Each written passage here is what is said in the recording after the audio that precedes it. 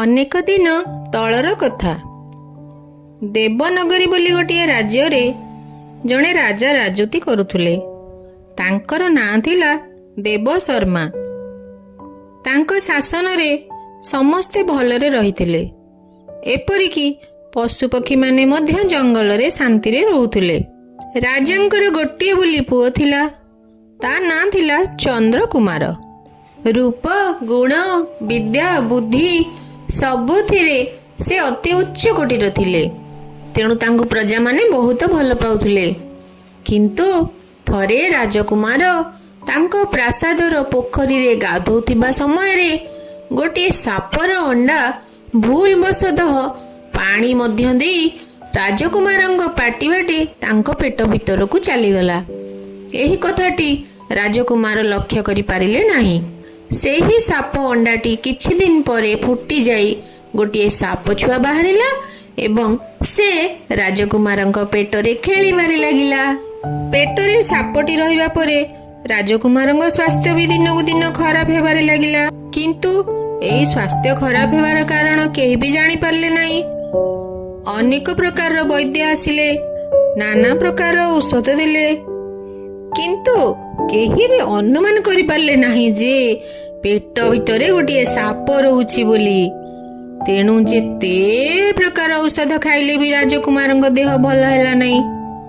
ରାଜକୁମାର ଦିନକୁ ଦିନ ବଡ଼ ହେଉଥିଲେ ତ ସତ, କିନ୍ତୁ ରୋଗିଣା ମଧ୍ୟ ହୋଇଯାଉଥିଲେ। ଦେହର ଏପରି ଅବସ୍ଥା ଯୋଗୁଁ ତାଙ୍କୁ ରାଜପ୍ରାସାଦ, ରାଜକୀୟ ଖାଦ୍ୟ କିଛି ଭଲ ଲାଗିଲା ନାହିଁ। ମନର ଅବସ୍ଥା ବି ତାଙ୍କର ଭଲ ରହିଲା ନାହିଁ। ତେଣୁ ଦିନେ ସେ ରାଜମହଲ ଛାଡ଼ି ଜଙ୍ଗଲରେ ଯାଇ ରହିବାକୁ ନିଷ୍ପତ୍ତି ନେଲେ।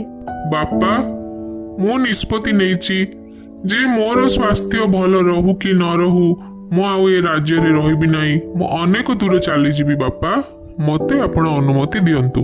ତାପରେ ବାପାଙ୍କ ଠାରୁ ବିଦାୟ ନେଇ ଚନ୍ଦ୍ରକୁମାର ରାଜ୍ୟ ସୀମାରେ ଥିବା ଜଙ୍ଗଲରେ ଗୋଟିଏ କୁଡ଼ିଆ ତିଆରି କରି ସେଠି ରହିଲେ। ବଣର ଫଳମୂଳ ଖାଇଲେ, ଝରଣାର ପାଣି ପିଇଲେ। ସେହି ଜଙ୍ଗଲ ପାଖରେ ଏକ ସୁନ୍ଦର ମନ୍ଦିର ଥିଲା। ରାଜକୁମାର ସେହି ମନ୍ଦିରରେ ଆସି ଧ୍ୟାନ ଓ ପ୍ରାର୍ଥନା କରିବାକୁ ଲାଗିଲେ। ଥରେ ପଡ଼ୋଶୀ ଦେଶର ରାଜା, ତାଙ୍କର ରାଣୀ, 2 ଝିଅ ଏବଂ ସୈନ୍ୟ ସାମନ୍ତ ନେଇ ସେହି ମନ୍ଦିରକୁ ଆସିଲେ। ସେଦିନଟି ପୂର୍ଣ୍ଣିମା ଥିଲା। ସେହି ରାଜାଙ୍କ ପୂର୍ବପୁରୁଷ ସେ ମନ୍ଦିର ନିର୍ମାଣ କରାଇଥିଲେ। ପ୍ରତି ମାସର ପୂର୍ଣ୍ଣିମାରେ ରାଜା ସେଠାକୁ ପୂଜା କରିବାକୁ ଆସୁଥିଲେ। ରାଜାଙ୍କ 2 ଝିଅଙ୍କର ନାମ ଥିଲା ଚିତ୍ରଲେଖା ଓ ଚନ୍ଦ୍ରଲେଖା।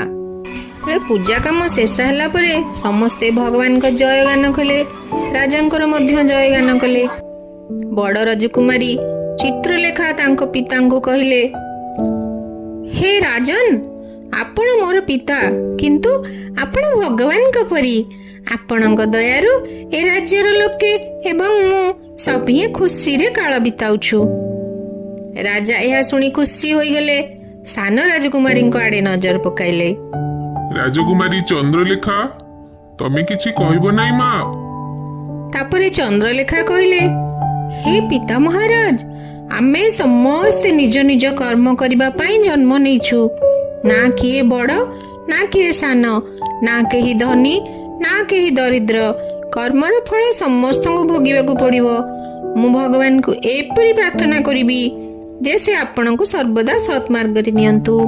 ଚନ୍ଦ୍ରଲେଖାର ଏହି କଥା ଶୁଣି ରାଜାଙ୍କ ମନ ଦୁଃଖ ହେଲା ଏବଂ ସେ ଟିକେ ରାଗିଗଲେ ମଧ୍ୟ। ଠିକ ଅଛି କନ୍ୟା, ଯଦି କର୍ମର ଫଳ ସମସ୍ତଙ୍କୁ ମିଳିବ, ତେଣୁ ତୋର କର୍ମର ଫଳ ମଧ୍ୟ ମୁଁ ଆଜି ତୋତେ ପ୍ରଦାନ କରୁଛି। ଏହାପରେ ସେ ଚାରିଆଡ଼କୁ ନଜର ପକାଇଲେ। ମନ୍ଦିରର ଗୋଟିଏ କୋଣରେ ରୋଗିଣା ରାଜକୁମାର ଚନ୍ଦ୍ରକୁମାର ବସି ଧ୍ୟାନ କରୁଥିଲେ। ତାଙ୍କ ବେଶଭୂଷାରୁ ରାଜା ତାଙ୍କୁ ଗୋଟିଏ ଭିକାରୀ ବୋଲି ଭାବିଲେ। ସେ କଣ ମନେ ମନେ ଚିନ୍ତା କଲେ କେଜାଣି ମନ୍ତ୍ରୀଙ୍କୁ ଆଦେଶ ଦେଲେ, ମନ୍ତ୍ରୀ ମହାଶୟ, ଏଇ ମୁହୂର୍ତ୍ତରେ ମୋର ରାଜକୁମାରୀ ଚନ୍ଦ୍ରଲେଖାଙ୍କୁ ତାଙ୍କ କର୍ମର ଫଳ ସ୍ୱରୂପ ସେଇ ଭିକାରୀ ସହିତ ବିଭାଘର କରେଇ ଦିଅ। ଆଉ ଏହା ଏ ଦେଶର ରାଜାଙ୍କର ଆଦେଶ ବୋଲି ଧରିଦିଅ। ରାଜାଙ୍କ ଆଜ୍ଞା ମାନି ମନ୍ତ୍ରୀ ରାଜକୁମାରୀ ଓ ଚନ୍ଦ୍ରକୁମାରଙ୍କର ସେହି ମନ୍ଦିରରେ ବିବାହ କରାଇଦେଲେ। ରାଜକୁମାରୀ ରାଜାଙ୍କ ଆଜ୍ଞାରେ ଦୁଃଖିତ ନ ହୋଇ ନିଜ ସ୍ୱାମୀଙ୍କ ସହିତ ସେହି ଜଙ୍ଗଲରେ ଥିବା କୁଡ଼ିଆ ଘରେ ରହିବାରେ ଲାଗିଲେ। ବଣର ଫଳମୂଳ ଓ ଝରଣାର ପାଣି ପିଇ ସେ ସ୍ୱାମୀଙ୍କ ସହିତ ସୁଖରେ ରହିଲେ। ଥରେ ରାଜକୁମାରୀ ଚନ୍ଦ୍ରଲେଖା କୁଡ଼ିଆ ମଧ୍ୟରେ ଶୋଇପଡ଼ିଥିଲା ବେଳେ ଗୋଟିଏ ଶବ୍ଦ ଶୁଣି ତାଙ୍କର ନିଦ ଭାଙ୍ଗିଗଲା। ସେ ଝରକା ମଧ୍ୟ ଦେଇ ଦେଖିଲେ ଯେ ବାହାରେ ଗୋଟିଏ ଗଛ ମୂଳରେ ରାଜକୁମାର ଚନ୍ଦ୍ରକୁମାର ଶୋଇଛନ୍ତି। ଗୋଟିଏ ସାପ ଚନ୍ଦ୍ରକୁମାରଙ୍କ ପାଟିରୁ ବାହାରି ଫଣା ହଲାଉଛି।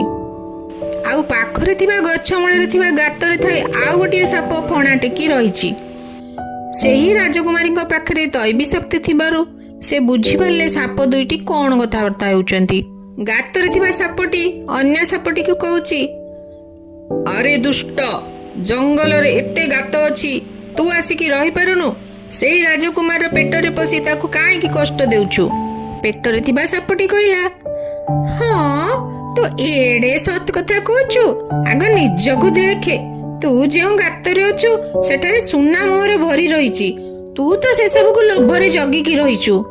ଗାତବାଲା ସାପ ବିରକ୍ତ ହୋଇ କହିଲା, ଆରେ ଦୁଷ୍ଟ, ମୁଁ ଯଦି ମଣିଷ ହୋଇଥାନ୍ତି ଏଇ ରାଜକୁମାରଙ୍କୁ ଗରମ ପାଣିରେ ହଳଦୀ ଗୋଳେଇ ପିଆଇ ଦିଅନ୍ତି, ତୁ ମରିଯାଇ ବାହାରି ଆସନ୍ତୁ। ମୋର ତ ଇଚ୍ଛା ଅଛି ମୁଁ ଗରମ ତେଲ ତ ଗାତରେ ଢାଳି ଦିଅନ୍ତି, ତୁ ବି ଗୋଟାପଣି ଜଳିଯାଆନ୍ତୁ। ସେମାନଙ୍କର ଏମିତି କଥା ହେଉଥିବାର ଶୁଣି ରାଜକୁମାରୀ ସବୁ ବୁଝିପାରିଲେ ଯେ ସାପ ଯୋଗୁଁ ଆଜି ଚନ୍ଦ୍ରକୁମାରଙ୍କର ଏପରି ଅବସ୍ଥା। ସେ ତୁରନ୍ତ କୋଡ଼ିବାକୁ ଯାଇ ଗରମ ପାଣିରେ ହଳଦୀ ଗୋଳାଇ ଚନ୍ଦ୍ରକୁମାରଙ୍କୁ ଆଣି ପିଆଇ ଦେଲେ। କିଛି ସମୟ ପରେ ପେଟର ସାପଟି ଅସ୍ତବ୍ୟସ୍ତ ହୋଇ ପାଟି ବାଟେ ପଦାକୁ ବାହାରି ଆସିଲା ଓ ମରିଗଲା। ତୁମକୁ କେମିତି ଧନ୍ୟବାଦ ଦେବି ରାଜକୁମାରୀ, ମୁଁ ବୁଝିପାରୁନାହିଁ। ମୁଁ ଜଣେ ସାଧାରଣ ଲୋକ ନୁହେଁ, ମୁଁ ଗୋଟିଏ ରାଜ୍ୟର ରାଜକୁମାର। ମୁଁ କିଛି ଅର୍ଥ ଯୋଗାଡ଼ କରେ, ଆମେ ସାଥୀ ହୋଇ ଆମ ବାପାଙ୍କ ରାଜ୍ୟକୁ ଚାଲିଯିବା।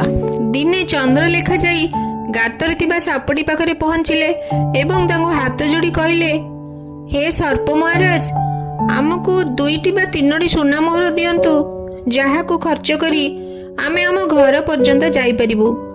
ଗାତରେ ଥିବା ସାପଟି ଖୁସି ହୋଇ ତାଙ୍କୁ କିଛି ସୁନା ମୋହର ଦେଲା।